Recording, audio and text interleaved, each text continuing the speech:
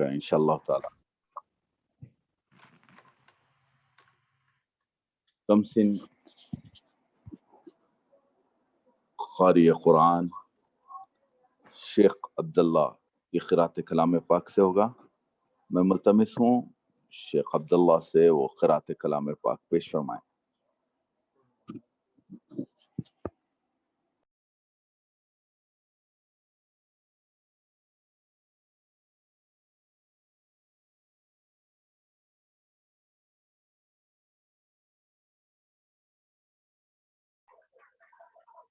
أعوذ بالله من الشيطان الرجيم. بسم الله الرحمن الرحيم.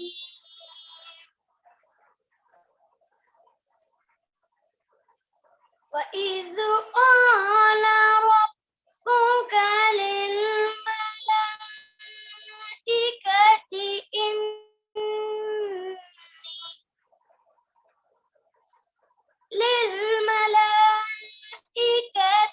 إني جاعل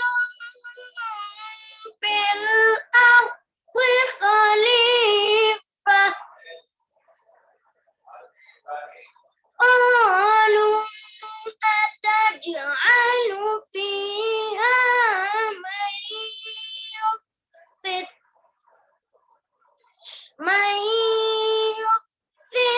فيها ويسفك الدماء ونحن نسبح بحمدك ونقدس لك. قال إني أعلم ما لا تعلمون. وعلم آدم الأسماء كلها ثم عرضهم على الملائكة فقال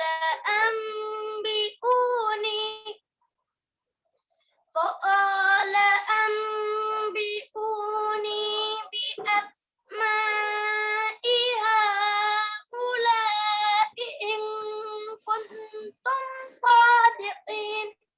الله.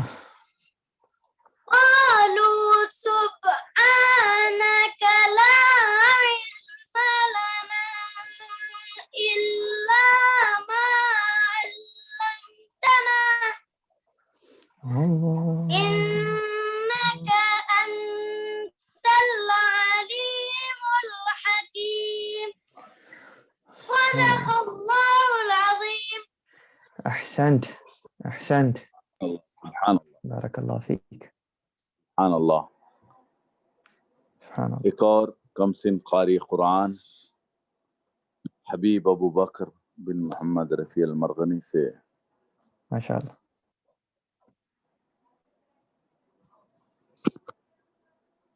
انشاءاللہ آپ کے روبرو قرأت کلام پاک پیش فرمائیں گے.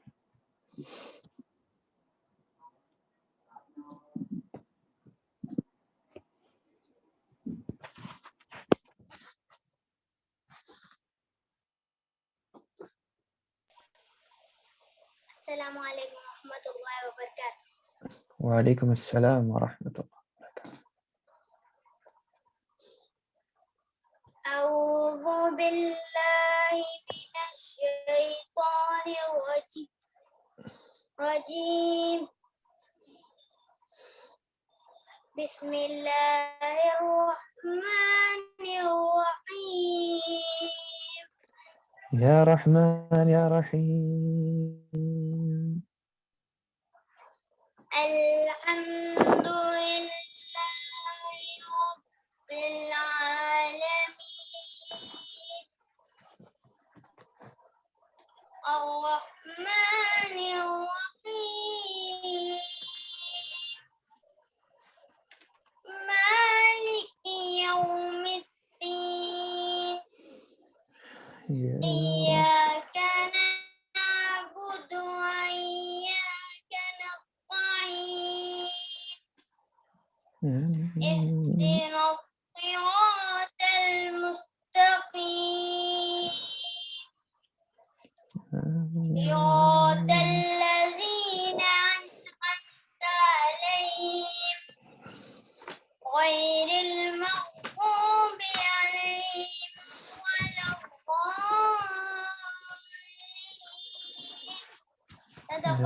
الضالين.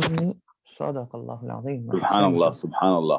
ما شاء الله. اب میں ملتمس أحسنت. ہوں حبیب ہادی بن احمد رفیع المرغنی سے وہ آئیں اور نعت شریف پیش فرمائیں.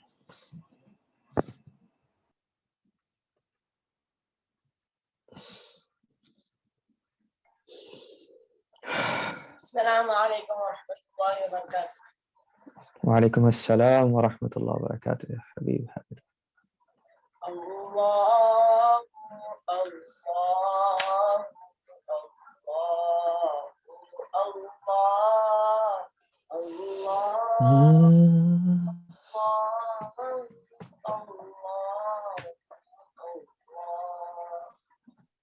الصبح بدا طالعت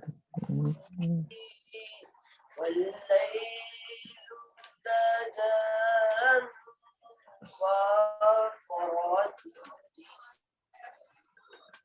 نور سحر چہرے تیرے اور شب کی رونق زلفوں سے اللہ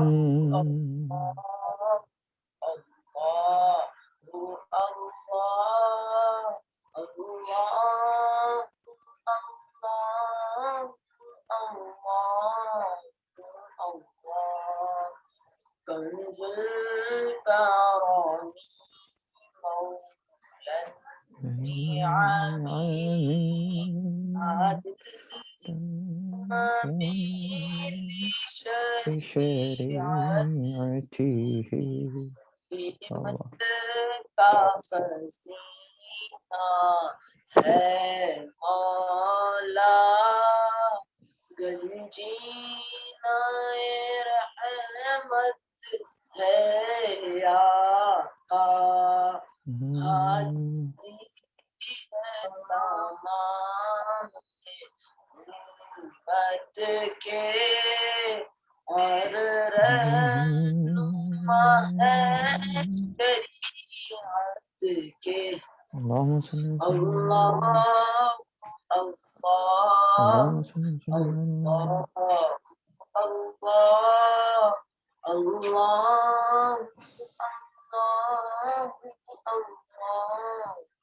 اللہ شکریہ. شكرا جزاكم الله خيرا. أحسنت. سبحان اللہ سبحان اللہ. ما شاء الله. نعت شریف پیش خدمت ہے. Yes. خدائی رحمتوں کا وہ اجالا ہے مدینے میں. سبحان اللہ. خدائی رحمتوں کا وہ اجالا ہے مدینے میں. خدا کو دیکھنے والوں نے دیکھا ہے مدینے میں. سبحان اللہ. زمانے والے کیا جانے سبحان اللہ. بھلا کیا ہے مدینے میں. زمانے والے کیا جانے بھلا کیا ہے مدینے میں. اسی در کے ہیں ہم سب کچھ ہمارا ہے مدینے میں. مدینہ. سبحان اللہ. کوئی بے ہوش ہوتا ہے نہ طور ہوش جلتا ہے. مزاج برق جلوہ کتنا ٹھنڈا ہے مدینے میں. صحیح صحیح. اتنا نام ہے ایسی مقدر ساز منزل کا. کہیں بھی جو نہیں ملتا وہ ملتا ہے مدینے میں. سبحان اللہ. مدینہ نام ہے ایسی مقدر ساز منزل کا. کہیں بھی جو نہیں ملتا وہ ملتا ہے مدینے میں. مدینہ. ہمارا آدمی کو اس قدر فیض نبوت نے. شعور آدمیت سر بسجدہ ہے مدینے میں. مدینے کا تصور ہی مدینے والے آقا ہیں. نہیں تو ان سے پہلے کیا تھا اور کیا ہے مدینے میں. ابھی صاحب قرآن وہی قرآن کی منزل پر، کچھ اترا عرض مکہ پر، کچھ اترا ہے مدینے میں. سبحان اللہ، سبحان اللہ. پھر کہ مدینے کو جو جاتے ہیں وہ واپس آ بھی جاتے ہیں، مدینے کو جو جاتے ہیں ہاں واپس آ بھی جاتے ہیں. پلٹ کر پھر نہیں آتا جو جاتا ہے مدینے میں، سبحان اللہ، پھر نہیں آتا سبحان جاتا ہے مدینے میں. اللہم صلی وسلم علیہ. مختب خدمت ہے کہ مدینہ بے جہد جلووں کا شوق آئینہ خانہ ہے. مدینہ بے جہد جلووں سبحان کا اللہ، شوق آئینہ خانہ ہے. احاطہ ہو تو سمجھا جائے کیا کیا ہے مدینے میں، سبحان اللہ، سبحان احاطہ اللہ، ہو تو سمجھا جائے کیا کیا ہے مدینے میں. سبحان اللہ، جزاک سبحان اللہ. اب میں ملتمس ہوں اللہ. مولانا حبیب سہیل بن سعید الادروس صاحب سے وہ آج کے درس کا آغاز فرمائیں.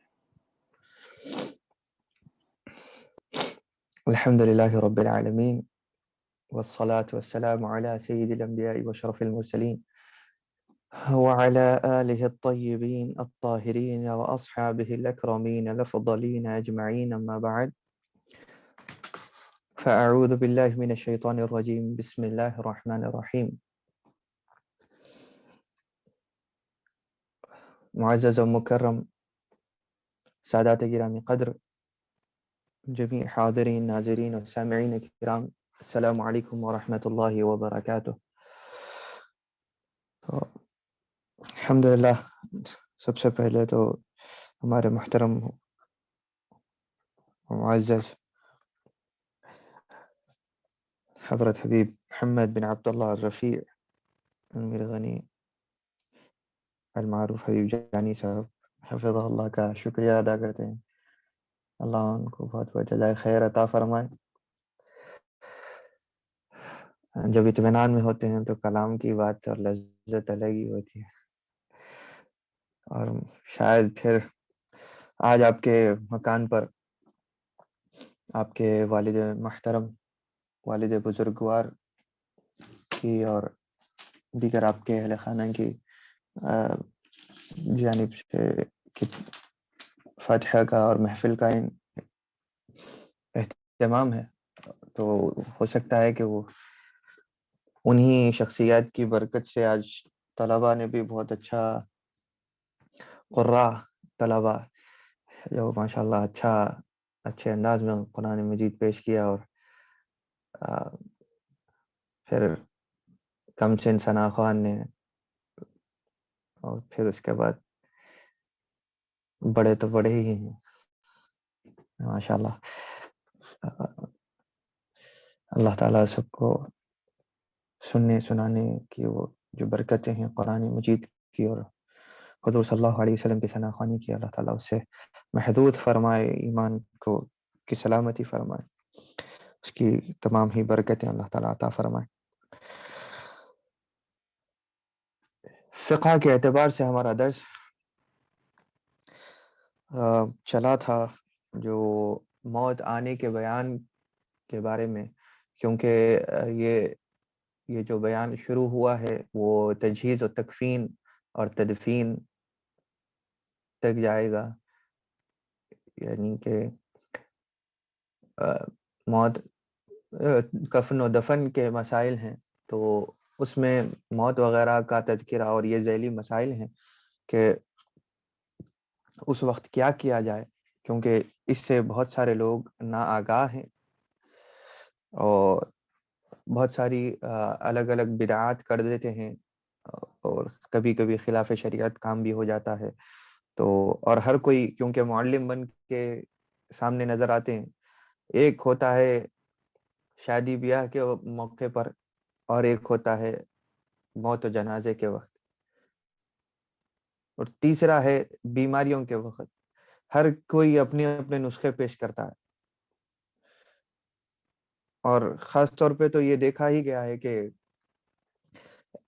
علم والے لوگ کھڑے ہی ہوتے ہیں کہ بہت سارے جو ہے نا قبر و کفن و دفن کے وقت میں بھی بہت سارے لوگوں کو، الحمدللہ یہ ہمارے بارکس میں تو نہیں ہوتا، کیونکہ ہمارے پاس سے ہی جو کمیٹی ہوتی ہے وہ ان کو سارے مسائل پہلے سے ہی بتائے جاتے ہیں، تو وہ پہلے ہی سے آگاہ ہوتے ہیں، تو ایسے کہنے والوں کو کہتے ہیں کہ تم آؤ اور کر لو پھر، تو خود تو کرتے نہیں، دوسروں کو ہر چیز سکھانے جاتے یا یہ کرتے وہ کرتے. تو یہ ایسے لوگوں کو ہر جگہ پہ چاہیے کہ ایسے لوگوں کو خاموش بٹھا دیا جائے، چاہے کوئی ہو. تو لوگ کیا کرتے ہیں، اپنے اپنے نسخے دیتے ہیں، کرتے ہیں، اور پھر کام پورا یا تو دیر ہو جاتی ہے تو خراب کر دیتے ہیں، یا تو کوئی ایسی بات کر دیتے ہیں کہ جو شریعت میں نہیں ہوتی. اور اب کیا کر سکتے ہیں، صاحب معلم ٹھہرتے ہیں. تو اور ایسے میں وہ لوگ کہ جن کے پاس میں جنازہ ہوتا ہے، جو وہ رسا ہوتے ہیں، وہ بھی کیا کرتے ہیں کہ ایسا ہر کوئی جو بات کہتا ہے اس کو قبول کرتے، ہر اہل و نااہل کی بات قبول کی جاتی ہے. تو بڑا تعجب ہے، ایسے چیزیں ہوتی ہیں. اس کے لیے ہم چند مسائل اس لیے پیش کر رہے ہیں کہ پہلے آپ ہی کو خود پتا ہو، آپ کسی کی باتوں کی طرف نہ جائیں، بلکہ شریعت کے تمام معاملات سامنے رہیں. تو کل پچھلی جو گفتگو ہوئی تھی پچھلے اتوار کو، تو اس میں ہم نے موت اور نزاع کے وقت میں کیا کیفیات ہوتی ہیں اور اس میں کیا کیا جائے اس کا تذکرہ کیا. اور جب موت واقع ہو جائے تو فی الفور اسی وقت میت کو کس طرح لٹایا جائے، کیا اڑایا جائے، اور اس کے سر کو کیسے باندھا جائے، وہ تمام چیزیں ذکر کی ہیں. پھر ایک بار آپ کی توجہ اس بارے میں دلاتے ہوئے کہ انشاءاللہ کام چل رہا ہے کتابی شکل کے لیے، تیزی نہ صحیح لیکن آہستہ آہستہ چل رہا ہے. تو انشاءاللہ ایک مرتبہ پہلے فقیر اپنی طرف سے اس کو صحیح سے مکمل کر لے تو پھر آگے وہ ہمارے محترم حبیب جانی صاحب کے حوالے ہوگی، تاکہ اس کو صحیح اتباعت اور کتابی شکل دی جائے. اور اس کے اندر انشاءاللہ کوشش کر رہے ہیں کہ تصاویر کے ذریعے سے بھی کفن و دفن کیسے کیا جاتا ہے وہ ریٹن فارمیٹ کے علاوہ اس کو پکچرائزڈ کیا جائے. تو انشاءاللہ کوشش چل رہی ہے، تو بہت اچھا ایک کام سامنے آئے گا، تو آپ تمام اس سے بھی استفادہ کر لیں گے انشاءاللہ. تو مگر یہ ذہن میں رکھیے کہ یہ سب چیزوں کے لیے پیچھے محنت کیا ہو رہی ہے کہ آپ آگاہ ہوں اور آپ دوسروں کو آگاہ رکھیں. یہ کم سے کم خود کے لیے تاکہ آئندہ آپ کے پاس میں کبھی کچھ ایسا مرحلہ آ جائے تو آپ بے وقوف نہ بنیں اور ایسے لا علم نہ رہ جائیں. یہ ایسی مخاطبت ہو تو یہ مت سمجھے کہ آپ میں سے کسی کو یہ بات بتائی جا رہی ہے، بلکہ یہ خود میں اپنے نفس کو مخاطب کر رہا ہوں تاکہ میں بے وقوف نہ رہوں. تو یہ انداز گفتگو ہوتا ہے، کلام ہوتا ہے کہ اس میں مخاطب حاضرین کو رکھا جاتا ہے یا سامعین کو رکھا جاتا ہے، ورنہ تو میں نفس کو خطاب کر رہا ہوں. کہ تماشے کی گفتگو ہوتی ہے اور ہر قسم کی ہر ایک کی گفتگو میں پڑھنے کی بجائے کوشش یہ کی جائے کہ آپ خود واقف اور آگاہ رہیں، اور اس سے بدعتوں سے بھی محفوظ رہیں گے، خلاف شریعت کاموں سے بھی محفوظ رہیں گے، اور حقیقت میں قرآن و سنت کے اعتبار سے جو احکام ہیں اس پر عمل بھی ہو جائے گا. تو یہ بہت ہی خوبصورت عمل ہے. تو لہذا آگے چلتے ہیں کہ ہم نے میت یعنی کہ نزاع کے بعد جب موت واقع ہو گئی، نزاع آ گئی، روح قفس انصری سے پرواز کر گئی، تو اس کے بعد میں چند دعائیں وغیرہ ہم نے ذکر کی تھی. اب آگے جو مرحلہ ہے کہ موت کے واقع ہوتے ہی ایک اور چیز کا خیال جلدی رکھا جائے تو بہت اچھا ہے. وہ یہ ہے کہ اگر میت کے ذمے کوئی قرض یا کسی کا مالی مطالبہ ہو تو اس کو جلد سے جلد ادا کر دیا جائے، کیونکہ حدیث شریف میں رسول ہے کہ رسول اللہ صلی اللہ علیہ وسلم نے فرمایا کہ میت اپنے دین اپنے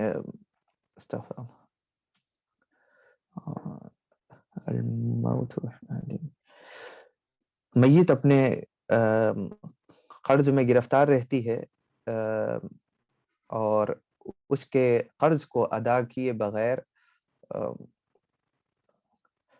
میت جو ہے وہ بغیر قرض کو ادا کیے کہ آزاد نہیں ہوتی، یعنی کہ اس کی روح کے اوپر ایک قسم کی قید موجود ہوتی ہے، اور جب تک اس کے پاس سے قرض ادا نہ کیا جائے اس کو راحت نہیں ہوتی. تو وہ قرض کو ادا کرنے کے لیے کوشش کی جائے کہ اگر ہو مال موجود ہو. کبھی کیا ہوتا ہے کہ لوگ اپنی انتقال سے پہلے انتظام کر کے پیسے کہیں ایک جگہ پہ رکھ دیتے ہیں تاکہ، اور اپنے ورثاء کو یہ جو ہے وصیت کر دیتے ہیں کہ دیکھو میرے انتقال کے بعد یہ مال ان کا ہے، جو امانتیں ہوں یا قرض ہو تو اس کو فلاں جگہ ادا کرنا ہے. اور اس کو انتقال ہوتے ہی اگر اس کو ادا کر دیا جائے تو اس کی طرف سے میت کے لیے بہت زیادہ آسانی کی چیز ہے. جیسا کہ مسند دیلمی کی حدیث شریف ہے کہ میت قید میں رہتی ہے، تب تک ایک قسم کا قید ہوتا ہے، گرفتاری ہوتی ہے. تو گرفتاری سے آزادی اس کے ادا کرنے کے بعد ہی میسر آتی ہے. تو لہذا کوشش یہ کریں کہ اس کا قرض جلد سے جلد ادا کر لیا کریں. اگر کسی کے پاس نہ ہو تو ٹھیک ہے، کفن و دفن اور وغیرہ کے بعد جتنا جلدی ہو سکے کوشش کر کے محنت کر کے اس کا قرض ادا کر دیں. اور ایک اور روایت میں یہ بھی ہے کہ میت کی روح معلق رہتی ہے. معلق رہنا یعنی کہ لٹکی ہوئی ہونا کہتے ہیں، یا بیچ ادھر ہو جانا، کہ جب تک اس کا قرض ادا نہ کر دیا جائے وہ نہ اس کا کوئی اخروی فیصلہ ہوتا ہے، نہ وہ دنیا میں رہتی ہے. یعنی it hangs between this world and the afterlife. So the spirit is under the arrest or under the influence of his or her own depths, you can say. تو جب تک اس کو ادا نہ کر دیں تو یہ کیفیت جاری رہتی ہے. تو لہذا کوشش یہ کرنی چاہیے کہ جلد سے جلد اس کا ہم قرض ادا کر دیں.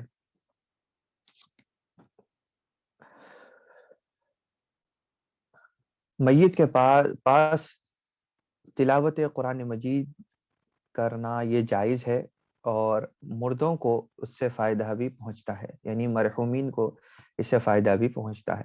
لوگ کہتے ہیں کہ میت کے پاس میں قرآن مجید پڑھنے کا کوئی فائدہ نہیں وغیرہ وغیرہ، یہ بدعت ہے، یہ ایسا ہے، جو بھی اس نے کمایا دنیا میں کما لیا، اس کے بعد میں کچھ نہیں ہونے والا ہے، یہ ہے. یہ سب تمام قسم کی باتیں بے وقوفی باتیں ہیں، احمقانہ باتیں ہیں، اور یہ اس کا کوئی دین سے تعلق نہیں ہے جو ایسی باتیں کرتے ہیں. کیونکہ یہ لوگ ایسی قسم کے باتیں کرنے والے اپنا مقتدا اور پیشوا مانتے ہیں علامہ ابن تیمیہ کو. ٹھیک ہے، تو یہ وہ احباب ہیں. مولانا محمد ذاکر محی الدین قادری صاحب حفظ اللہ ہمارے ساتھ میں شریک ہیں، ہم ان کا بھی خیر مقدم کرتے ہیں ماشاءاللہ. تو بتانا یہ مقصد تھا کہ جو لوگ یہ باتیں بتاتے ہیں کہ میت کو قرآن مجید یا مرحومین کو قرآن مجید پڑھنے کا کوئی فائدہ نہیں ہوگا، تو یہ تمام قسم کی جو فکر رکھتے ہیں، یہ فکر والے لوگ اقتداء کرتے ہیں، فالو کرتے ہیں علامہ ابن تیمیہ کو. اور علامہ ابن تیمیہ کو سعودی اور آل سعود یہ سب وہابی قسم کے لوگ شیخ الاسلام لکھتے ہیں.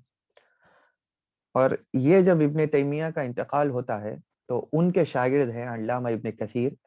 علامہ ابن کثیر البدایہ والنہایہ کی آخری جلد میں، غالباً آخری جلد میں یہ تذکرہ لکھتے ہیں اپنے استاد محترم کے وصال کا. یعنی کہ جب وہ انتقال کر گئے، ابن تیمیہ کا جب انتقال ہوا، اس وقت کے حالات لکھتے ہیں اور کہتے ہیں کہ ان کے گلے سے ایک تعویذ برآمد ہوئی. تو پہلے تو یہ لوگ کہتے ہیں کہ تعویذوں میں کچھ نہیں ہے، یہ نہیں ہے، وہ نہیں ہے.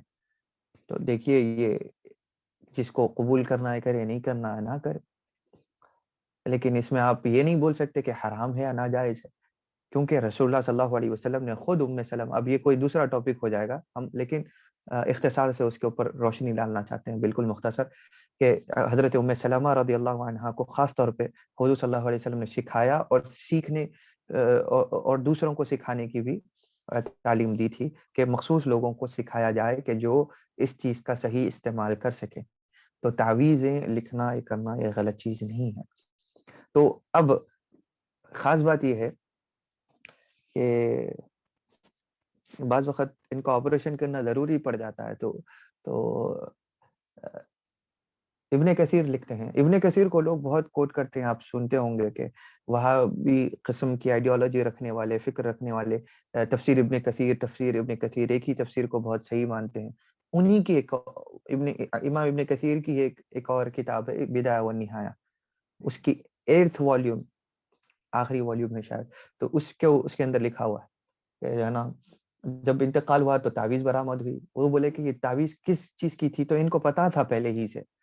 تو یہ کہتے ہیں ابن کثیر کے جو ہے نا یہ جو تعویذ تھی یہ اس لیے وہ پہنتے تھے کہ ان کو جوؤں کی پریشانی تھی، جوؤں کی شکایت بہت تھی.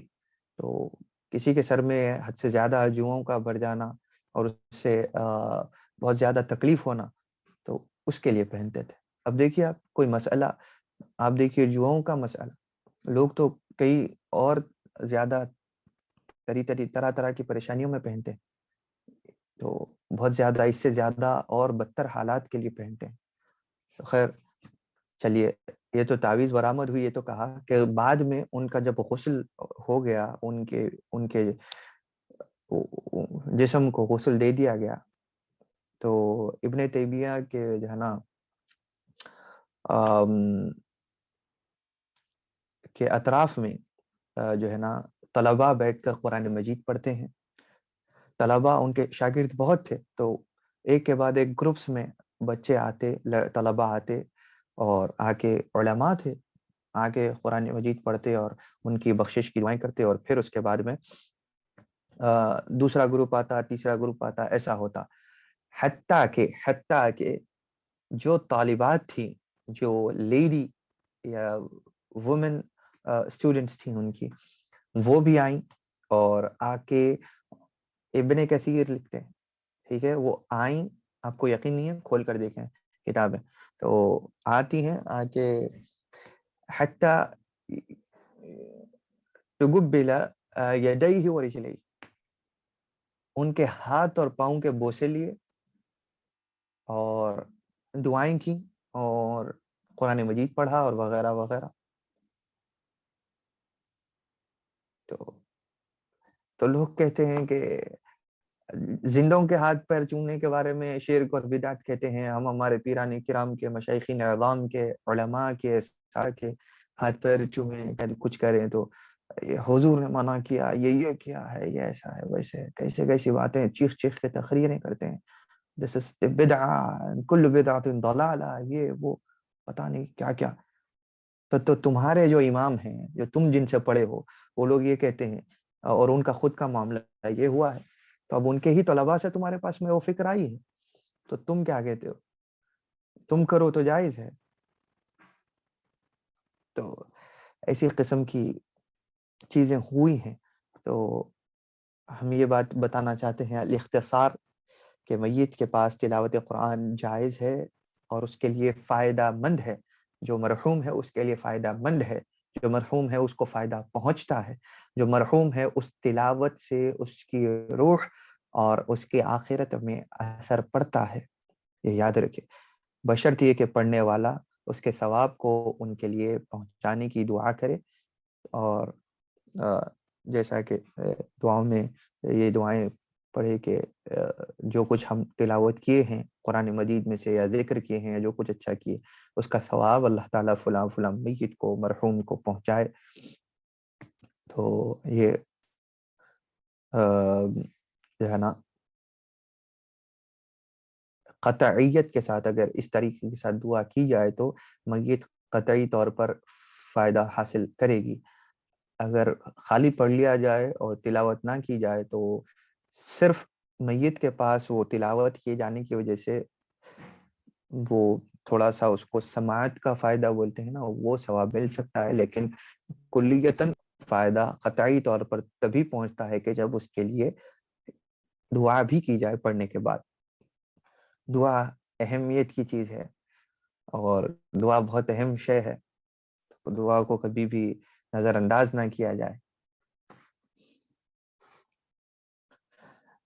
جب میت کو سلام کرنا صحیح ہے تو قرأت پڑھنا اولا ہوگا، اسی لیے زیارت کرنے والے اور جنازے کے ساتھ چلنے والے کو قرآن میں سے کچھ حصہ پڑھنا مندوب ہے، جائز ہے اور باعث ثواب ہے۔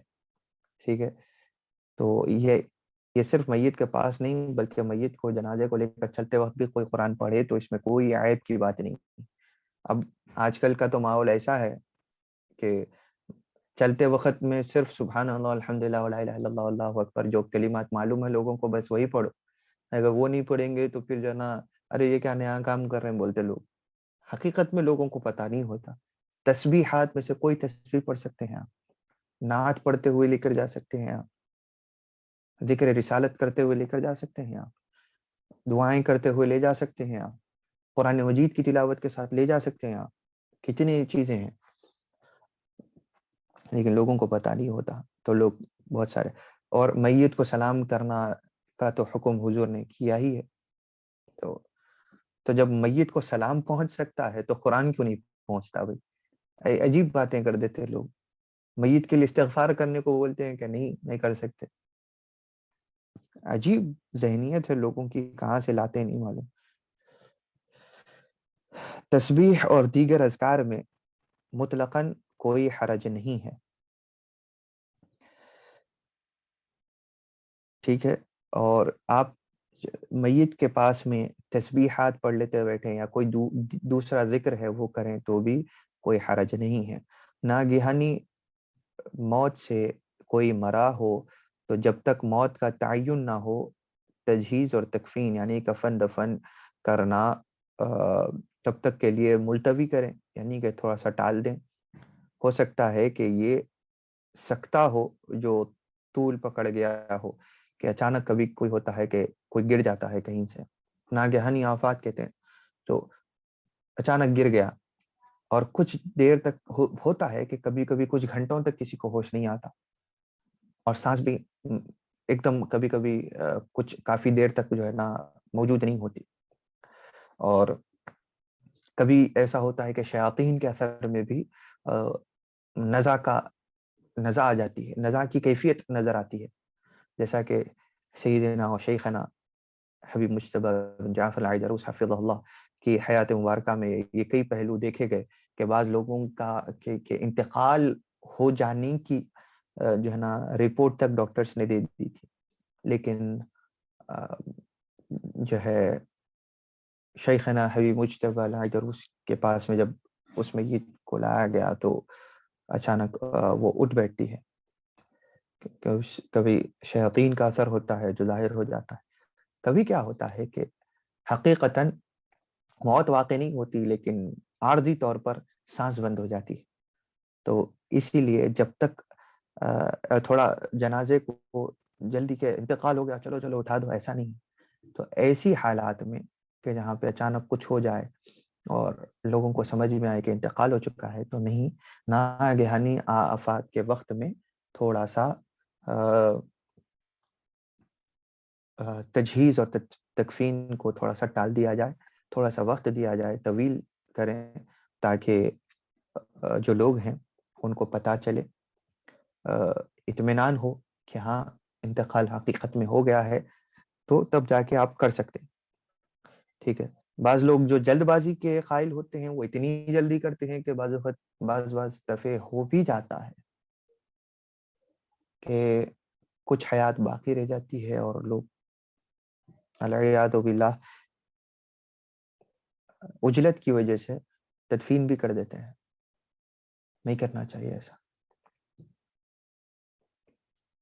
کیونکہ یہ بات یاد رکھیے کہ میت کو دفنانا جتنا ضروری ہے جلدی، اتنا ہی پہلے میت کے انتقال ہو جانے کا یقین ہونا پورا، یہ بھی ضروری ہے.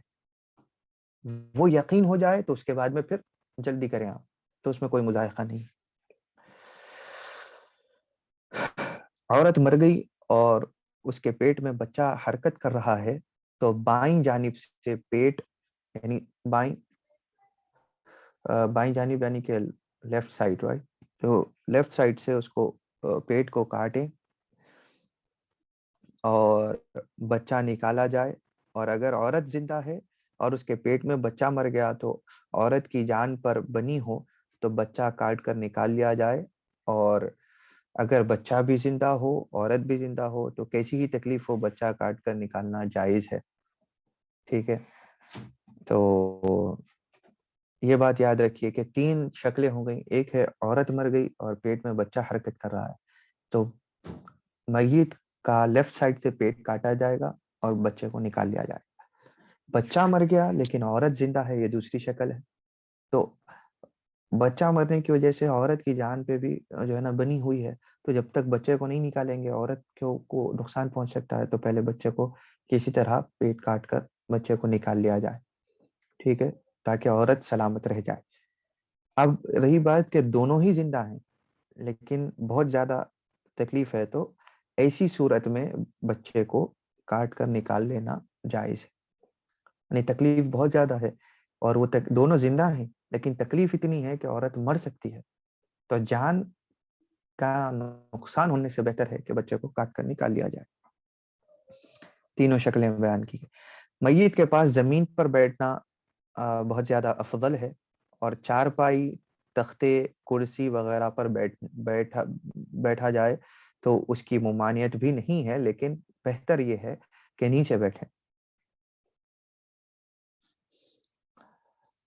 کیونکہ میت کے آداب میں سے ہیں. دیکھیے ہمارے یہاں اسلام مردہ کا بھی ادب سکھاتا ہے. سبحان اللہ، مردہ مسلمان کے جنازے کا بھی اتنا احترام ہے کہ کرسی رکھ کر بیٹھنے میں ممانعت نہیں ہے، رکاوٹ نہیں ہے، لیکن خلاف آداب ہے. اہل میت کا کسی گھر میں اکٹھا جمع ہو کر اس مقصد کے لیے بیٹھے رہنا کہ لوگ ان کی تعزیت کو آئیں، یہ مکروہ تنزیہی ہے، بلکہ انہیں اپنے کام میں مصروف چلتے پھرتے رہنا چاہیے. تاکہ تعزیت کے لیے بیٹھنے کی کراہت میں مرد اور عورتوں میں کوئی فرق نہیں ہے. بعض جگہوں پر یہ دیکھا گیا ہے کہ امام نووی نے کتاب الاذکار میں اس مسئلے کو ذکر کیا کہ بعض لوگوں کے پاس میں یہ کلچر ہے کہ انتقال ہو جاتا ہے تو دفنانے کے بعد میں ایک جگہ جمع ہو کے سوگ میں بیٹھے ہوئے ہوتے ہیں گھر والے، اہل خانہ، اور لوگ ان کے پاس میں ان کی زیارت کو یعنی ان سے ملنے کے لیے، ملاقات کے لیے آتے ہیں تاکہ تعزیت دیں. تو یہ غلط ہے. چلتے پھرتے رہنا چاہیے، خاص طور پہ ایک جگہ جمع ہو کے اس کے اوپر غم وہ کرنا، اور یہ غلط ہے. ہاں ایک اور شکل ہے کہ جس کو ہم مستحسن کہیں گے، اور یہ سادات بعلویہ اور اہل حضرموت کا عمل ہے کہ میت کے کسی کے پاس جنازہ ہوتا ہے تو اس کے بعد فوری بعد میں جو ہے نا ایک محفل منعقد ہوتی ہے. جنازے میں بھی ہوتی ہے، جنازے کے بعد بھی ہوتی ہے اور آگے بھی چلتی ہے. ایک محفل کا انعقاد ہوتا ہے کہ جس میں قرآن خوانی وغیرہ ذکر و اذکار ہوتے ہیں، اس کا ثواب اس کو ایسی شکل ہو تو سب کو آ کے شریک ہونے میں ایک تو محفل کا اور ذکر و اذکار کا فائدہ ہو جائے گا، چاہے کسی کو آتا ہو پڑھنا یا نہ آتا ہو، بیٹھنا بھی بہت برکت ہو جاتی. تو جس کے پاس جیسا سہولت ہو وہ آئے، بیٹھے، تعزیت بھی ہو جائے گی اور میت کے لیے دعا بھی ہو جائے گی اور آپ کی شرکت کا اور اس کی بھی برکت ہو جائے گی. تو بہت سارے فضیلتیں جمع ہو جاتی ہیں ایسا کرنے سے.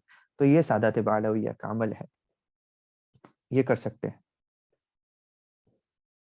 اس کو مجالس اعزاء بھی کہتے ہیں.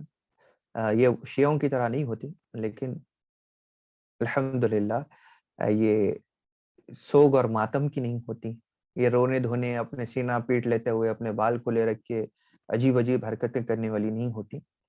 اس میں پورے آداب شریعت کا لحاظ ہوتا ہے اور صرف مرحوم کے لیے دعاؤں کا اہتمام ہوتا ہے تو یہ جائز بلکہ مستحسن ہے، یعنی کہ دس از موسٹلی ریکمینڈڈ۔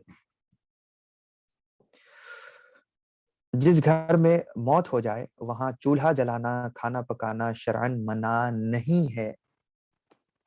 ابھی ایک اور ہندوستان میں خاص طور پہ اور پاکستان میں اور ہماری نیبرنگ کنٹریز میں یہ چیزیں جو ہے پڑوسی ممالک میں یہ چیزیں بہت زیادہ رائج ہیں کہ لوگ یہ کہتے ہیں کہ جس گھر میں موت ہو گئی چولہا جلا دیے تو ارے آفت ہو گئی بھائی۔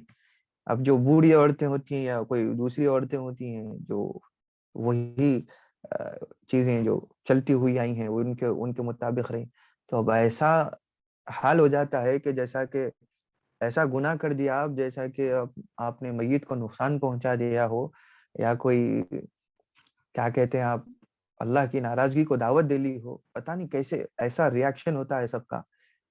لیکن شریعت نے اس کو منع نہیں کیا ہے کہ جس گھر میں میت ہو وہاں اب میت والا گھر کا انتظار کرے کہ انہوں کھانا لے کے آئے تو اچھا ہے، انہوں لائے تو۔ پہلے زمانوں میں جو کھانا لے کر آتے تھے وہ اس لیے لاتے تھے کہ ان کے پاس میت ہوئی ہے اور ان کے پاس کھانے پکانے کو ٹائم نہ ہوگا یا اپنے غم کی حالات میں ہوں گے تو ان کے کام کو آسان کرتے ہوئے کیا کرتے تھے کہ ایک آدھ وقت کا کھانا لا لیتے تھے۔ وہ ایسی رسم بن گئی ہے کہ کوئی لائے تو ہی کھائیں گے، نہیں تو ہم تو نہیں جلا سکتے۔ تو خدا کے واسطے کیسے کیسی چیزیں کر رہے ہیں ذرا اس کا اندازہ کریں۔ تو اس میں شرعاً منع بھی نہیں ہے اور اس میں کوئی گناہ بھی نہیں ہے۔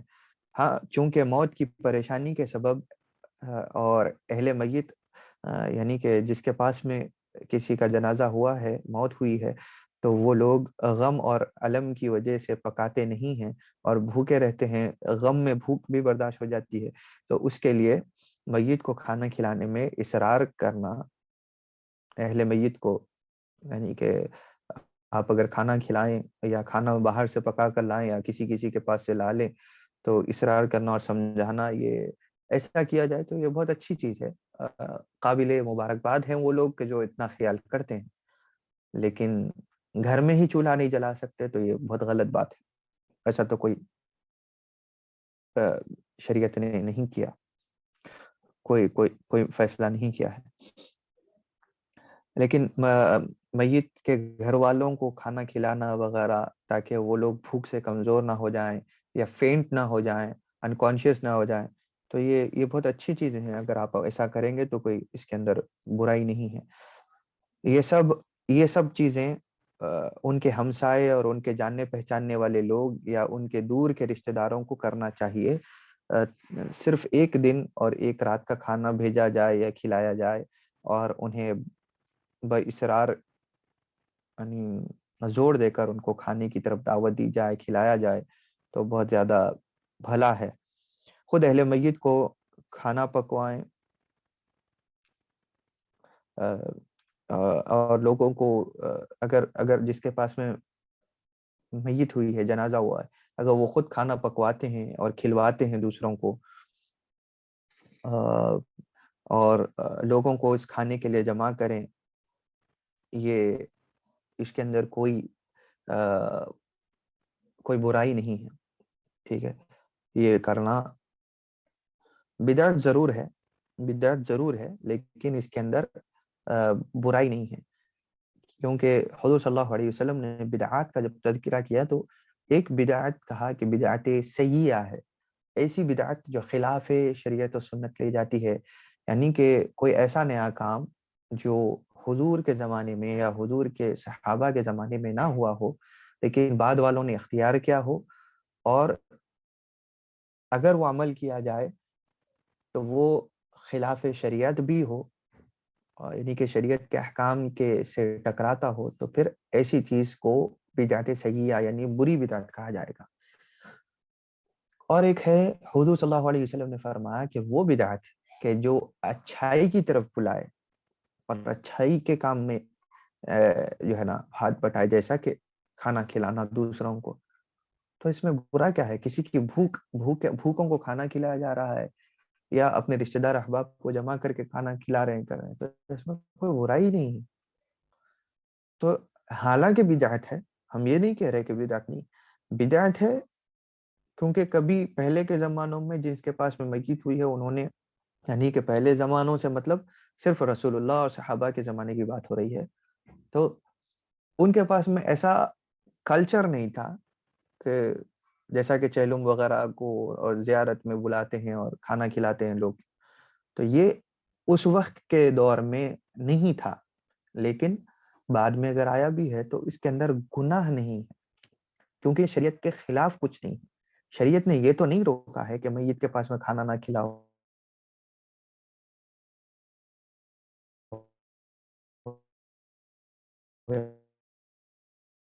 کچھ نہ کرو یا جمع نہ کرو.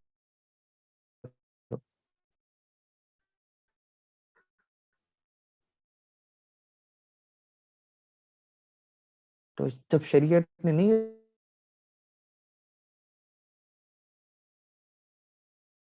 روکا، ٹھیک ہے، دوسرے لوگوں کو کیا ہے کہ یہ دعوت عامہ ہوتی ہے، ہر ایک کے لیے ہوتی ہے. تو اگر کوئی کھائے کہ ارے ان کے نام کا ہے، ان کے نام کا ہے، نام کسی کا نہیں. آپ کھانا کھا رہے ہیں اور وہ کھانے کے ہر دانے کا یا غذا کا ثواب اس میت کی روح کو پہنچ رہا ہے، تاکہ کسی کے پیٹ میں اناج کا جانا جو اچھا عمل ہے وہ عمل کا ثواب ان تک پہنچے. تو اس کے اندر کوئی قباحت نہیں ہے. لوگ جو کہتے ہیں کہ ان کے نام کا ہے، ان کے نام کا ہے، یہ بیوقوفی بات ہے. کھانا اللہ ہی کے نام سے شروع کیا جاتا ہے، کھانا کھاتے اللہ ہی کے نام سے. فاتحہ قرآن ہی ہوتی ہے، غیر اللہ کے نام پہ، غیر اللہ کے نام پہ غیر اللہ کا کوئی یہ نہیں ہے. اس غیر کا جو تذکرہ ہے وہ صرف ثواب کے اندر شرکت ہے، اس کے علاوہ کچھ نہیں. تو یہ کچھ چند مسائل تھے جو میت کے ساتھ میں کیا کیا کیے جائیں، موت ہونے کے بعد کیا کیا اس کے ساتھ میں معاملات کیے جائیں، اس کا تذکرہ تھا. اور انشاءاللہ آئندہ وقت میں میت کا، یعنی کہ آئندہ درس میں میت کے غسل اور کفن کے بارے میں تذکرہ ہوگا انشاءاللہ. اور خاص طور پہ کفن سے پہلے جو غسل ہے، انشاءاللہ کوشش یہ کریں گے کہ پہلے غسل کا معاملہ طے کر لیا جائے، تاکہ اس کے بعد پھر کفن کیسا دینا ہے وہ ذکر کر سکیں گے انشاءاللہ. تو آج کے درس فقہ کو انہی چند کلمات کے اوپر جو ہے نا منحصر رکھتے ہیں. اور اگر کوئی سوالات ہوں تو آپ اس کو چیٹ باکس میں ڈال سکتے ہیں، یا جو ہے روکے رکھیں، تاکہ درس کے اختتام پر جو تھوڑا سا وقت دیا جائے گا اس میں آپ کے سوالات کو شامل کر لیں گے. آج کے درس سے متعلق کوئی سوال ہو تو کریں، ورنہ غسل اور کفن وغیرہ یہ سب آئندہ درس میں ہوں گے تو اس کے ساتھ ہی آپ وہ سوالات کر سکتے ہیں. آج چلیے پھر اسی چند کلمات کے ساتھ میں ہم اپنے درس کے اگلے حصے کبریت الاحمر اور سلوک اور طریقت کے اصول کے بارے میں جو کتاب کا تذکرہ درس تصوف کے حوالے سے ہم جاری رکھے ہوئے تھے اس کی طرف بڑھتے ہیں. اور ہم نے 4 مقامات کا ذکر کر لیا تھا اب تک، کہ جو ہے نا سیدنا امام العید عروس الاکبر جو سلوک کے 10 مقامات کا ذکر کر چکے تھے، ان 10 مقامات کے اب ہر ایک مقام کا جو پھل ہے اس کا تذکرہ کر رہے تھے. تو اس کے 4 مقامات اور اس کے پھلوں کا تذکرہ کر چکے ہیں. اب 5ویں یعنی بڑھتے ہیں کہ رسول اللہ صلی اللہ علیہ وسلم نے جو طریقت و تصوف کی تعلیمات کو جو بیان فرمایا چیدہ متفرق جگہوں پر، اس کو جو اس کا جو جمع اور محصل جو اولیاء صالحین نے سمجھا اور اس کو ہم تک پہنچایا ہے، اور اللہ تعالیٰ اس کے رسول کی طرف پہنچنے کے جو راستے مقرر فرمائے ہیں، کہ ان کا تذکرہ ہے. تو سیدنا امام العیدروس الاکبر آگے فرماتے ہیں، وقال المصنف رحمه الله تعالى ونفعنا به وبأسرار وانوار وعلوم مفهوم نفحات الله في الدين والآخرة. ومن أحكم المقام الخامس وهو مقام الفقر بالصدق والنية وشدن القلب أثمر له الحال الوهابي وهو حال القرب. قال الله تعالى واسجد واقترب. ومعنى القرب وهو قرب العبد أو أولا بإيمانه وتصديقه ثم قربه بإحسانه وتحقيقه، وقرب الحق من العبد بما يخص به أو كما قال.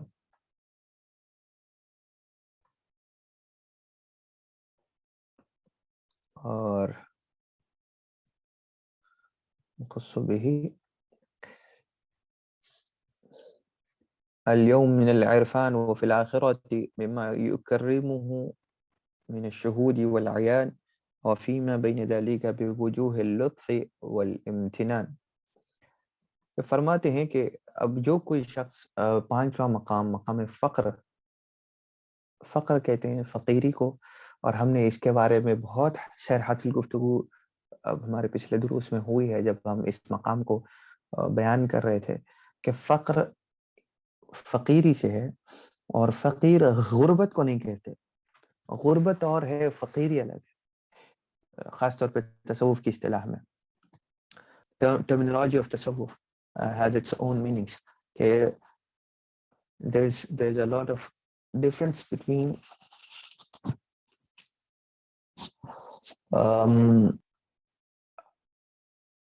being poor and being indigent. ایک پور غریب ہونا یعنی کہ حالات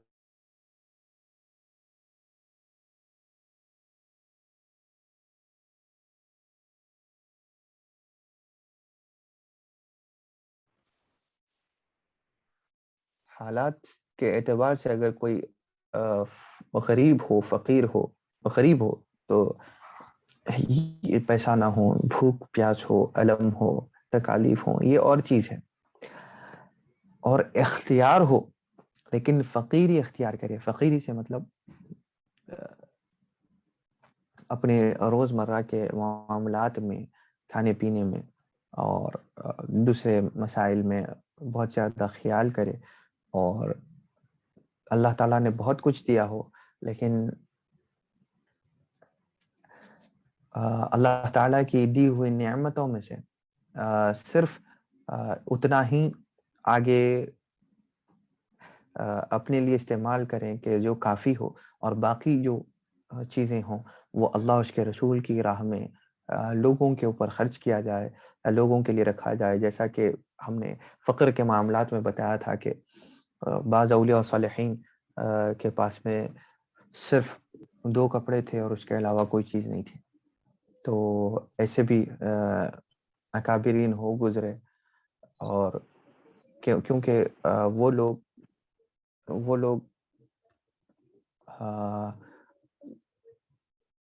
مال و دولت کے اعتبار سے بہت کچھ رکھتے تھے، ثروت رکھتے تھے، لیکن انہوں نے خود اپنے لیے کچھ نہیں رکھا. تو اللہ نے ان کے لیے فراخی دی تھی، اللہ نے ان کے رزق میں، ان کے برکت، مال متاع میں برکتیں دی تھی، لیکن انہوں نے خود فقر اختیار کیا. اس کو کہتے ہیں فقر، انڈیجنس، کہ انہوں نے اپنے آپ کے لیے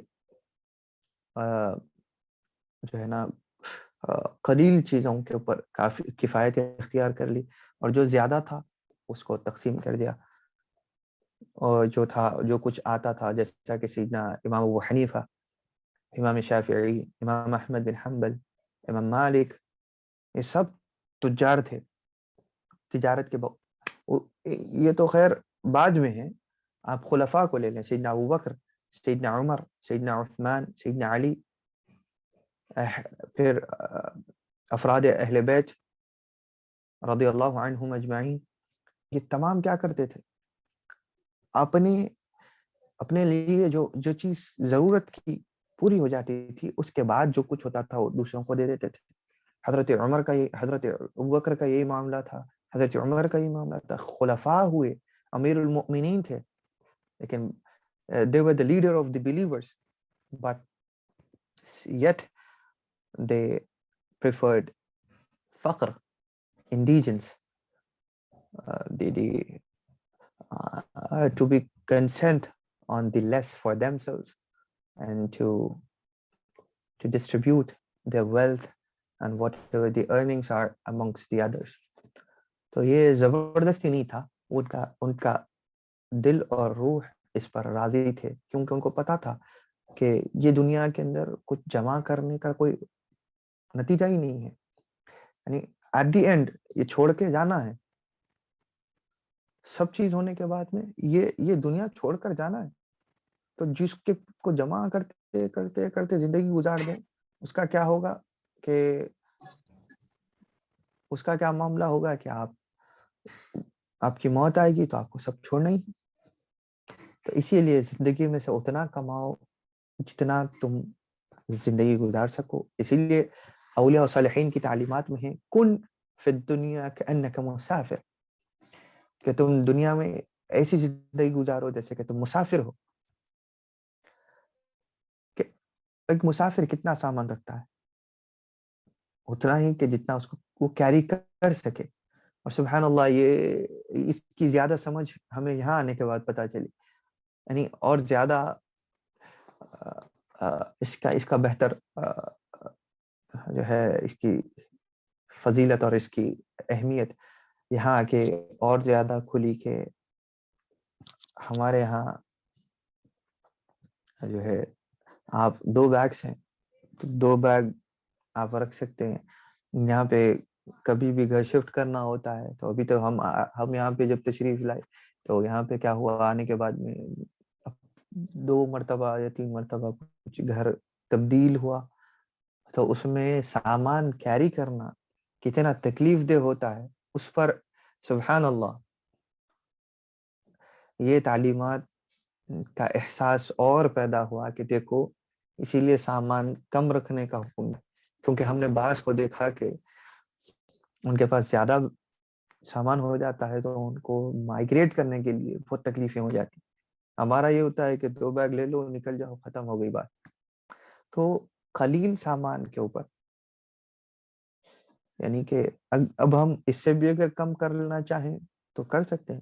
تو اگر کم کر لیں، جو جتنی ضرورت کی چیزیں ہیں وہ آ گئیں تو بھائی ہم اتنے ہی ہلکے ہو گئے اور ہمارا سفر اتنا آسان ہو جائے گا. تو یہاں سے وہاں نکلو، وہاں سے وہاں جاؤ، کہیں کوئی تکلیف نہیں ہے. اس کے پاس سامان بہت ہے، اب اس کو اتنا ہی یہاں سے وہاں ہونے کے لیے پریشانی ہے. اللہ اللہ اللہ ہمارے سفر آخرت کو، ہم تمام کے سفر آخرت کو آسان کرے. سبحان اللہ، کیا بات ہے وہ چیزوں کی کہ فقر اولیاء اس لیے اختیار کرتے تھے. سیدنا خواجہ معین الدین حسن سنجری چشتی، خواجہ خواجگان، خواجہ اجمیر جب تشریف لا رہے تھے اجمیر، تو اس سے پہلے تو آپ کا باغ تھا. آپ کے پیر و مرشد کی تعلیمات میں پہنچنے سے پہلے آپ کے پاس ایک باغ تھا جو آپ نے غربا کے نام پہ تقسیم کر دیا تھا، ان کے نام پہ دے دیا.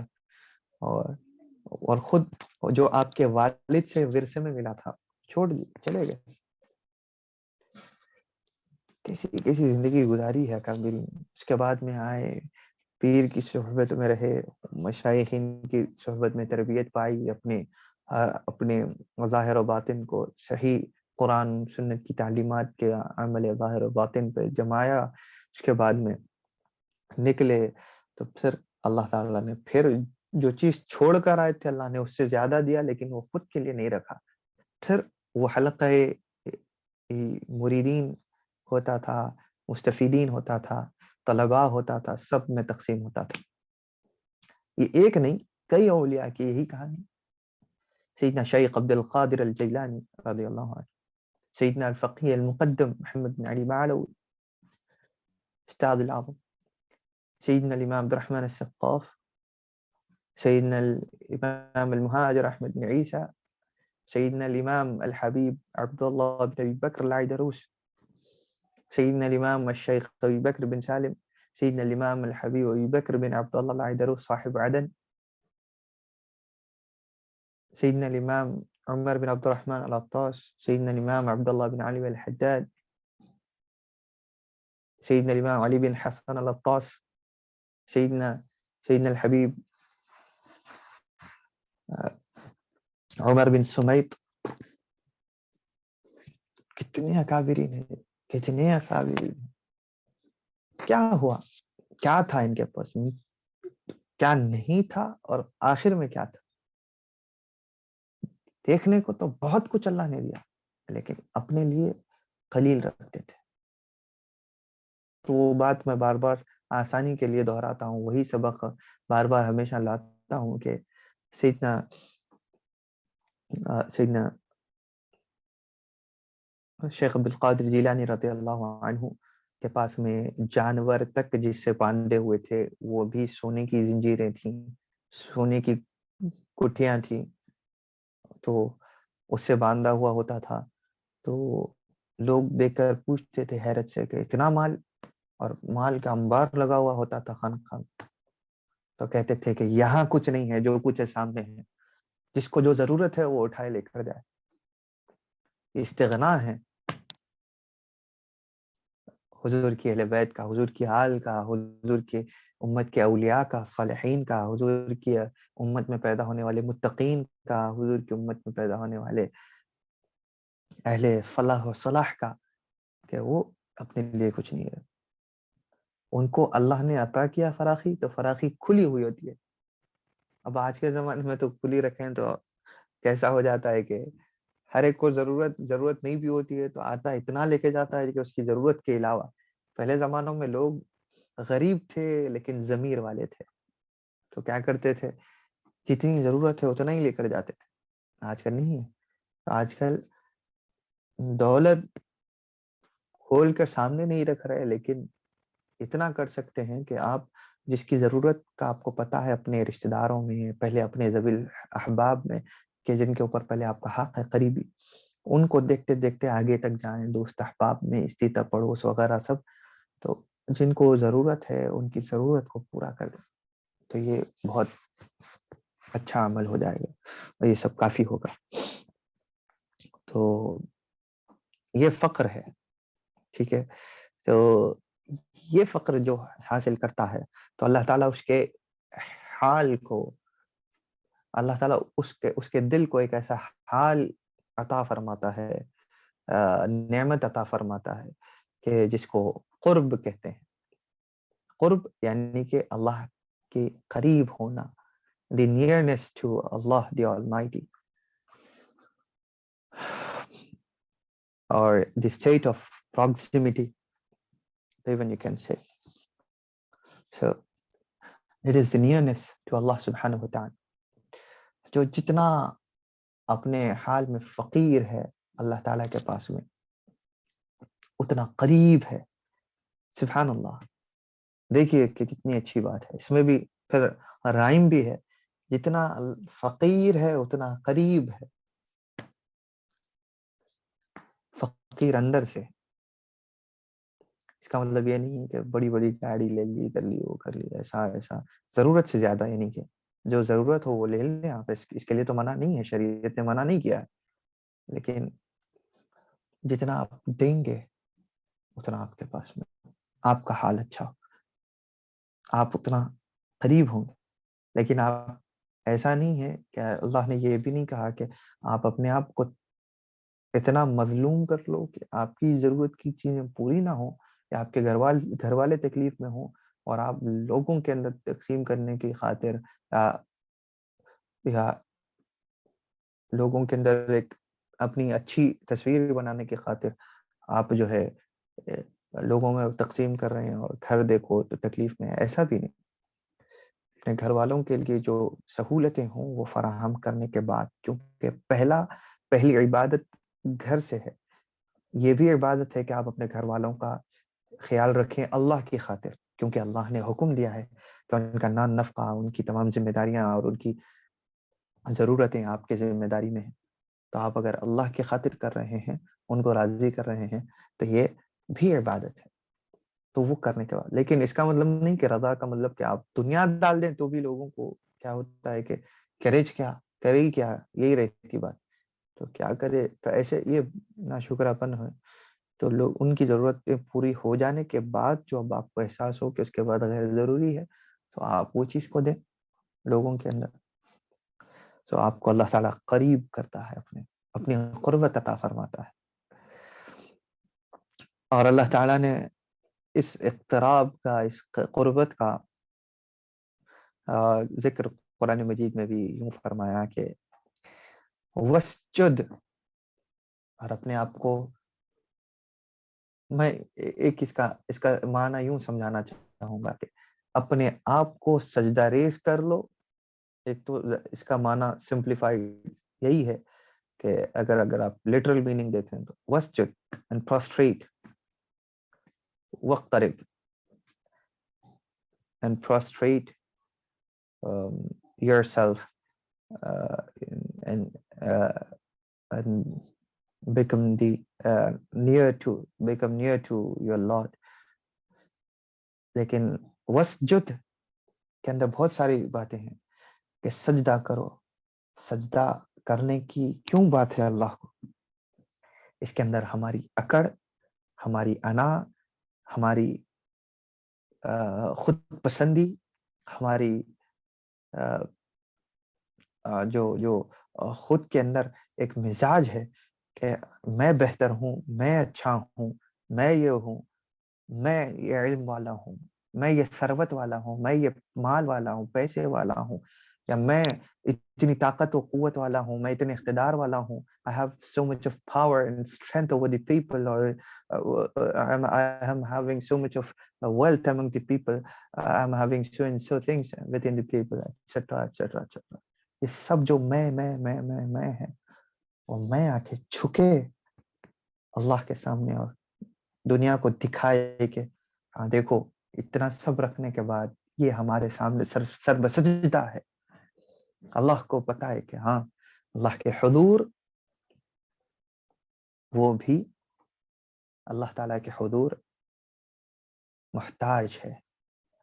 وہ بھی اللہ کے حضور اللہ کے انعام اور اکرام کا محتاج ہے کہ اللہ اس کے اوپر اکرام کرے تو اتنا ہوتا ہے. اب یہاں پہ دوسری بات کہ اس کے اندر وسجد، جب کچھ ہوتا ہے نا آپ کے پاس میں، تو سجدہ کرو تو ایک الگ کیفیت ہوتی ہے. سجدوں میں کیفیت پیدا بھی ہوتی ہے. بہت کچھ ہو، سجدہ کرتے ہیں، اللہ ہی کو کر رہے ہیں، لیکن کیفیات الگ. کچھ نہ ہو تو جو ٹوٹے ہوئے پن سے سجدہ ہوتا ہے نا اللہ کو، یہاں پہ دل کے کونے کونوں میں یقین پھیل جاتا ہے کہ ہاں اے رب تیرا محتاج ہوں. تو اپنے آپ کو خالی کر لو ہر چیز سے. بانٹو، علم ہے بانٹو، دولت ہے بانٹو، پیسہ ہے بانٹو، اللہ تعالیٰ نے کوئی دوسری چیز دی، نعمت دی، بانٹو.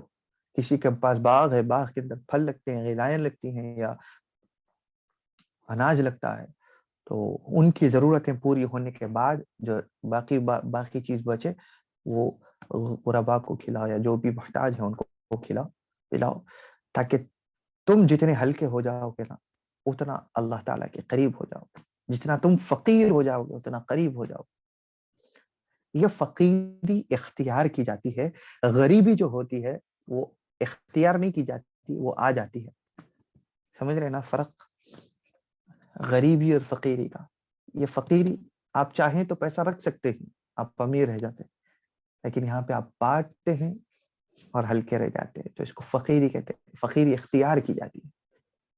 اور حضور صلی اللہ علیہ وسلم نے اسی کو فرمایا الفقر فخری، کہ یہ فقیری میرا فخر ہے. دیکھنے تو شہنشاہ کائنات ہیں، سلطان کائنات ہیں. مفاتیح الخزائن والارض فی یدی، حضور صلی اللہ علیہ وسلم نے فرمایا کہ اللہ تعالیٰ نے زمین و آسمان کے خزانوں کی کنجیاں میرے ہاتھوں میں دی، لیکن شان دیکھو تو چٹائی پر بیٹھتے ہیں، شان دیکھو تو زمین پر سوتے ہیں، شان دیکھو تو پاس میں ایک دو کپڑوں کے علاوہ کوئی زیادہ متاع نہیں ہے، کوئی زمین جائیداد نہیں رکھ لی، حالانکہ نبی ہیں، اللہ کے رسول ہیں۔ آج کل آپ کوئی مسجد کی کمیٹی کا صدر بنا دو یا کوئی ویلفیئر ٹرسٹ کا کوئی صدر بنا دو یا کوئی ممبر ہو، آپ اس کو دیکھیے کہ ان کی تو جائیدادیں بنتی جاتی ہیں، کیا بولتے پھر وہ خدمت کر رہے ہیں لوگوں کی۔ تو ایک کمیٹی، ایک چند ویلفیئر ایسوسیشنز کے صدروں کا یہ حال ہوتا ہے، تو آپ دیکھیں کہ رسول اللہ صلی اللہ علیہ وسلم تو پوری قوموں کے امام ہیں، ہر قوم و ملت کے امام ہیں، صرف امت محمدی نہیں، ہر امت کے امام، ہر نبی، ہر رسول کے امام۔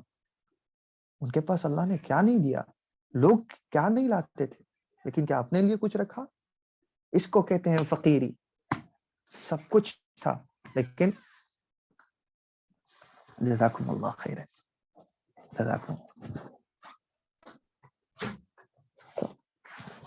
تو سب کچھ دیا اللہ نے۔ اور بخاری کی روایت ہے، رسول اللہ صلی اللہ علیہ وسلم حالت نماز میں آگے بڑھ رہے ہیں، اور آگے بڑھ کر اپنا ہاتھ ایسا بلند کیا اور واپس پھر قدم پیچھے بھی لے لیے، ہاتھ بھی واپس سے، حالت نماز میں۔ صحابہ حالت نماز میں حضور کو دیکھ رہے ہیں۔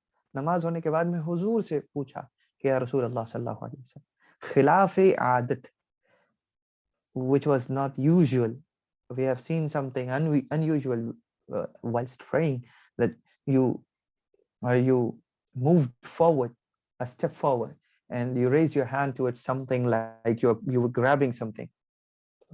حضور صلی اللہ علیہ وسلم کو پوچھا کہ آپ ایک قدم آگے بڑھے تھے اور کچھ ایسا محسوس ہوتا تھا کہ کچھ آپ پکڑنا چاہ رہے ہیں، پھر آپ واپس آ گئے، تو یہ خلاف عادت کوئی حرکت دیکھی، کیا تھا؟ تو حضور صلی اللہ علیہ وسلم نے فرمایا کہ اللہ تعالیٰ نے جنت میرے سامنے رکھ دی تھی، تو جنت کا ایک پھل، ایک بہترین ایک درخت ہے، اس کا ایک بہت ایسا پھل تھا کہ جو مجھے لگا کہ میں اپنی امت کے لیے توڑ کے ان کو کھلاؤں، جنت کا پھل بتاؤں کہ کیسا ہوتا ہے۔ تو میں نے چاہا کہ وہ توڑ کر تمہیں کھلاؤں، لیکن پھر خیال آ گیا اگر میں تمہیں دے دوں گا تو وہ پھل ایسی خاصیت ہے کہ تم جنت کا پھل کھاتے رہو گے قیامت تک، لیکن وہ ختم نہ ہوگا۔ تو میں نے نہیں چاہا کہ میری امت محنت سے رک جائے اور صرف یہ کھاتی رہے، تو لہذا میں نے امت کی خاطر پھر اپنے آپ کو قدم کو پیچھے لے لیا۔ تو یہاں یہ بتانا مقصود تھا کہ ایسے تو بہت ساری چیزیں اس حدیث سے نکلتی ہیں، لیکن بتانا مقصود یہ ہے کہ جس کے اندر اتنا اختیار ہو کہ وہ چاہے تو جنت کے پھل توڑ کر دے دے، لیکن پھر خود کا حال دیکھو، فقیر۔ اپنی اہل بیت کے لیے کوئی نہیں چاہتا کہ، بتاؤ آپ ایک دنیا کا بزنس مین ہو، کوئی ہو، کیا چاہتا ہے اپنی اولاد کے لیے رکھے، اپنی اولاد کو۔ رسول اللہ صلی اللہ علیہ وسلم نے اپنی اولاد کے لیے کچھ نہیں رکھا، مانے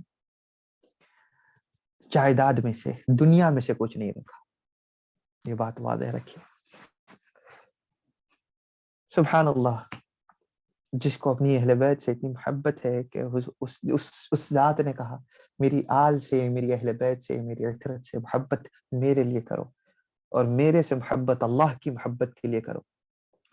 جو اللہ کی محبت چاہتا ہے وہ مجھ سے محبت کرے، جو مجھ سے محبت کرنا چاہتا ہے وہ میری اہل بیت سے محبت کرے۔ اور اپنی اہل بیت کا معاملہ آیا، سیدہ فاطمہ الزہرا رضی اللہ عنہا، چہی کی شہزادی، آئیں حضور صلی اللہ علیہ وسلم کی بارگاہ میں ایک مرتبہ کہ مال غنیمت آیا تھا، تو بہت تکلیف میں تھیں، تو آئیں حضور صلی اللہ علیہ وسلم سے دریافت کیا کہ رسول اللہ صلی اللہ علیہ وسلم، آپ کے پاس میں مال غنیمت آیا ہے، اگر اس میں سے مجھے چند چیزیں ایسی ضرورت کی اگر مل جائیں تو ایسا ہوگا، کیونکہ میں نے 2 دن ہو گئے کھانا نہیں کھایا، کچھ بھی گھر میں کھانے کو نہیں ہے، ایسا ہے۔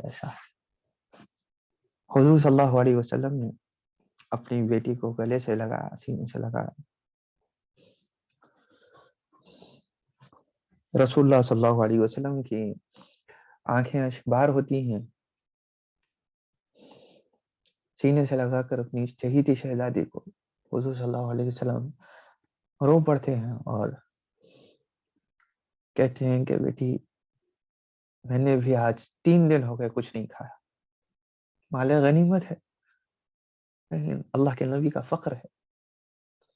کہا کہ صبر کر لو، اللہ تمہیں اس سے بہتر دے گا.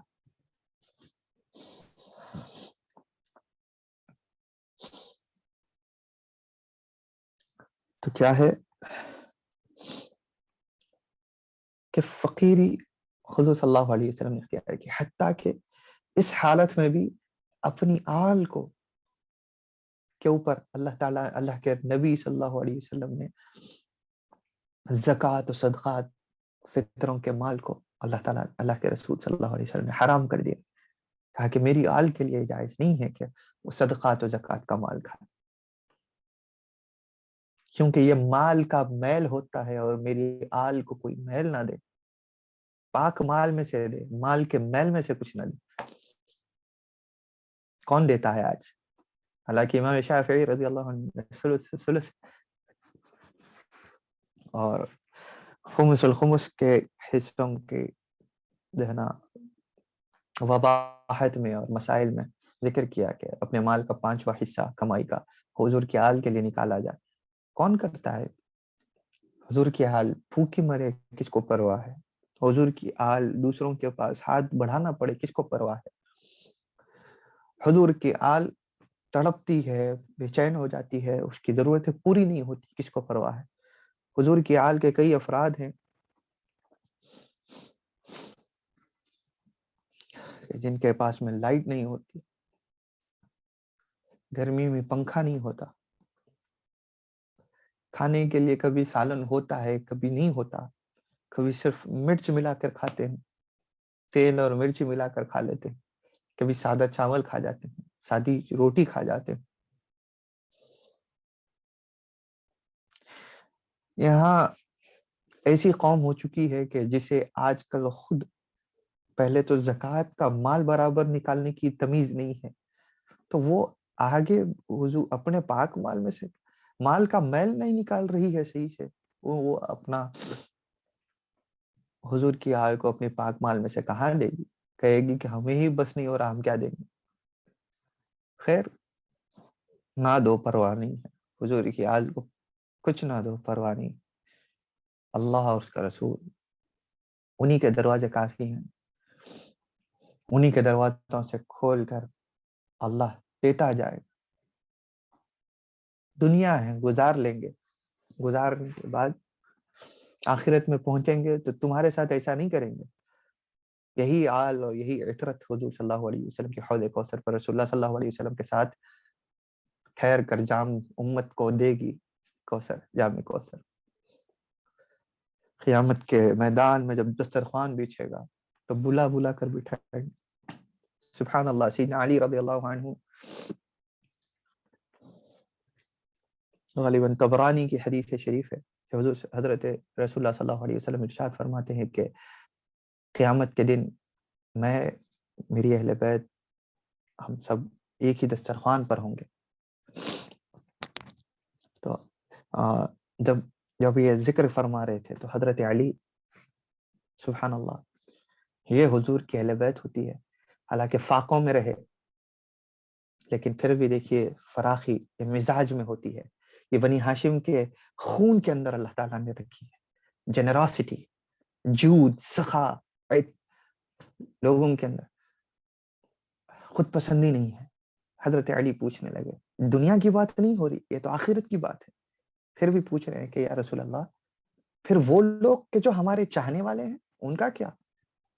حضرت علی سے رسول اللہ صلی اللہ علیہ وسلم نے مسکراتے ہوئے کہا کہ علی، فکر مت کرو، تمہارے چاہنے والے تمہارے پیچھے پیچھے وہ بھی تمہارے ساتھ میں بیٹھے ہوں گے. تو انشاءاللہ جب قیامت کے دن کھا رہے ہوں گے تبھی بھی محروم نہیں رکھیں گے. تم یہاں کیا کرتے ہو کرو، لیکن خدا را اللہ اس کے رسول کی محبت چاہتے ہو تو یہ نہیں کہ کوئی یہ سمجھتا ہے کہ ہم اپنی وجہ سے کہہ رہے ہیں تو نہیں، فقیر کو ضرورت نہیں ہے نہ ہم اپنے بارے میں بات کریں. کئی ایسے افراد ہیں جن کی بیٹیوں کا نکاح ہونا ہوتا ہے تو لوگوں کے دہلیز پر جا کے ان کو ہاتھ پھیلانے پڑ جاتے ہیں حضور کی آل مدد کے واسطے. کسی کے پاس میں کھانا نہیں ہوتا، کھانے کے واسطے پریشان ہونا پڑتا، اپنی اولاد کے واسطے پریشان ہو کے چلے جاتے ہیں، خود کے لیے بھی نہیں. یہ کیفیات مت ہونے دیجیے. کہیں پہ حضور کی حال پڑ رہی ہے تو کچھ ہو جاتا ہے، کہیں پہ کچھ ہو جاتا ہے، بیمار ہو جاتے ہیں تو ہو جاتا ہے. تو ہو سکے تو خیال رکھیں حضور کی سنت کا، حضور کی اہل بیت کا، امت کے ہر فرد کا. حضور کے اہل صرف آل کا خیال رکھو یہ بھی نہیں کہہ رہے، لوگوں کا کریے، اس کے بعد میں حضور کی آل کا بھی کریے.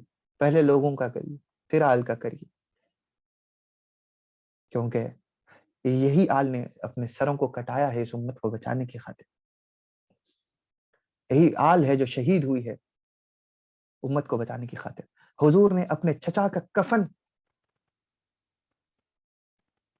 چچا شہید چچا حضرت سید الشہداء امیر حمزہ کے کفن سے کے ساتھ میں حضور صلی اللہ علیہ وسلم نے اکتفا کر لیا کہ وہ چھوٹا ہو پرواہ نہیں لیکن میرے مصعب کو پہنچ جائے.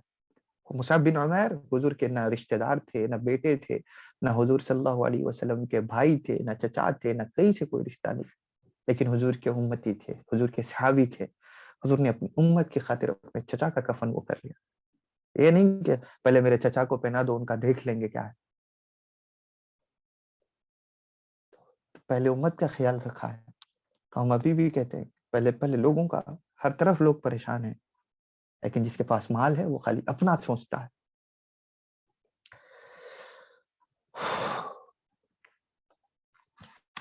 وقت طویل ہو رہا ہے، ہم گفتگو کو آگے نہیں بڑھانا چاہتے، حالانکہ یہ گفتگو ابھی ہوئی نہیں ختم. انشاءاللہ اس گفتگو کو آگے ضرور شامل رکھیں گے، کیونکہ ہمارے محترم حبیب جانی صاحب کے پاس میں بھی مصروفیات ہیں آج، اور ویسے ہی وقت درس کا ہو چکا ہے. تو یہی چند گزارشات ہیں، کیونکہ دروس کا مقصد یہ ہے کہ کوئی چیز، کوئی سلیبس طے کیا جائے، ایسا نہیں ہے. اس سے زیادہ اہم چیز یہ ہے کہ پیغام پہنچے، صحیح میسج قرآن و سنت کی تعلیم کا پہنچے، حضور اور حضور کی اہل بیت اور صحابہ کی سیرت کے آثار پہنچیں کہ کیا تھے. اللہ تعالیٰ کہنے سننے سے زیادہ ہمیں عمل کی توفیق عطا فرمائے. اللہ تعالیٰ ہم تمام کو توجہ کے ساتھ میں تعلیمات شریعت اور طریقت پر عمل کرنے، اس پہ عمل پیرا ہونے کی توفیق دے. دل اور جان سے اور اپنے ظاہر اور باطن سے اس کے اوپر ایمان یقین رکھنے کی توفیق عطا فرمائے. اللہ تعالیٰ حضور کی امت کی پریشانیوں کو دور کرنے کی توفیق دے. اللہ تعالیٰ حضور کی امت کا خود پہلے نگہبان بن جائے، اس امت کی پریشانیوں کو اللہ تعالیٰ دور کر دے. اس بہترین کارساز اور سب کو صلاحیت دینے والی وہی ذات. اللہ تعالیٰ پھر بعد میں ایسے ذریعے بنا دے اس امت میں، ایسی توفیق والوں کو بنا دے کہ جو دوسروں کی تکلیفیں دور کرنے والے بنے، بجائے اس کے کہ اپنے ذاتی فائدوں کو یا اپنی ذاتی کیفیات کو سنبھالنے والے کو، اپنی ذات کی طرف متوجہ رہنے والوں سے زیادہ اللہ تعالیٰ لوگوں کا خیال کرنے کی توفیق دے. وصلی اللہ علی خیر خلق سیدنا محمد وآلہ وصحبہ بارک وسلم وما علینا الا البلاغ والفاتحہ لحضرت النبی. الحمدللہ رب العالمین الرحمن الرحیم صراط الذين أنعمت عليهم غير المغضوب عليهم ولا الضالين. آمين آمين آمين. اللهم آمين. اللهم اجعل جمعنا هذا جمعا مرحوما واجعل تفرقنا من بعده تفرقا معصوما ولا تدع فينا ولا منا ولا معنا ولا من أمة سيدنا محمد شقيا ولا محروما. ربنا آتنا في الدنيا حسنة وفي الآخرة حسنة وقنا عذاب النار. وصلى الله على النبي الأمجد رسول الله سعد سيدنا محمد وآله وصحبه وبارك وسلم. الحمد لله رب العالمين. کوئی سوالات ہوں تو آپ بالکل مختصر سا وقت سوالات کے لیے رکھتے ہیں تاکہ آپ کے سوالات شامل ہو جائیں. اگر کوئی چیز باقی رہ گئی ہو سمجھنے سمجھانے کی تو وہ شریک کر سکتے ہیں.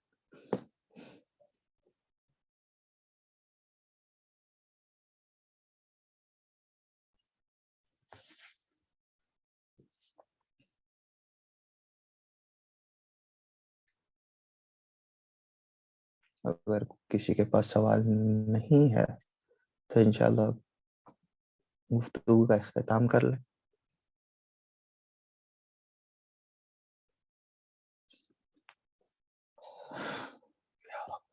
یا رب اللهم اصلح ذوات بیننا یا رب.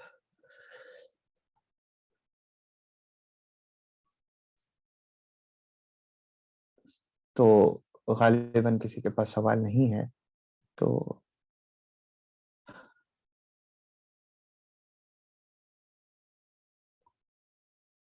درس کا اختتام کرتے ہیں.